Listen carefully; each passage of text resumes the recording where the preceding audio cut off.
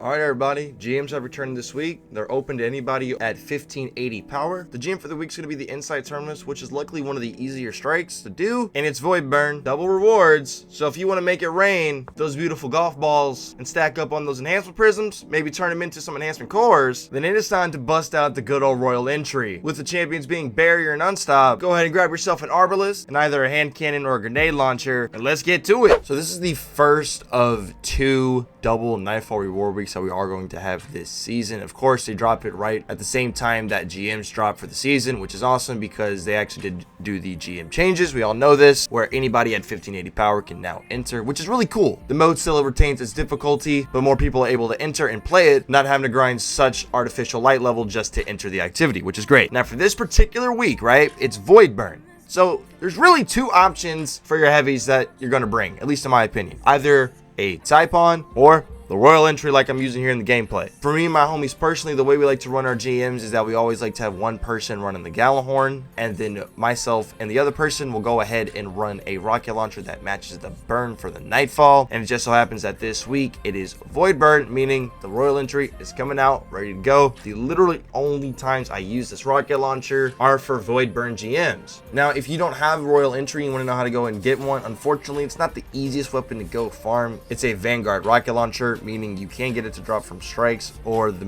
better alternative way, you get them from rank up packages. Cross your fingers. The only thing though is that its perk pool, it's pretty up there, bro. Because it's a Vanguard weapon, it just naturally has a lot of perks it can roll. As you can see, there's quite the amount of rolls that you can get. Some good rolls to look out for if you are farming for this bad boy would be like auto loading lasting impression. Auto loading in clown cartridge isn't bad. And then my personal favorite, the one that I'm using in the gameplay, is field prep in clown cartridge with impact casing in the second column for a little bit of extra damage on direct hits. Especially with this season bringing back loosen finisher at only 3 energy. You really are never going to be running out of heavy like that as long as you're finishing a decent amount of the champions. So don't be afraid to let those rockets fly. Send them downtown, make it rain, wolf packs galore. They really do rip up this strike. As a warlock main, I generally like to use either stasis or solar for GMs. Personally, this is like the only time I'll ever use stasis, so it gives me an excuse to bust it out here. And then solar is solar. Starfire protocol is just that damn good. With lightfall looming on the horizon, you definitely want to get in here and start farming up these ascendant materials. Having a stockpile of ascendant shards, enhancement prisms, and enhancement cores is going to make life so much easier when lightfall drops. Just be careful that your ascendant shards that you're storing in your postmaster don't get pushed out by blues. Thank you so much for watching. Y'all be safe.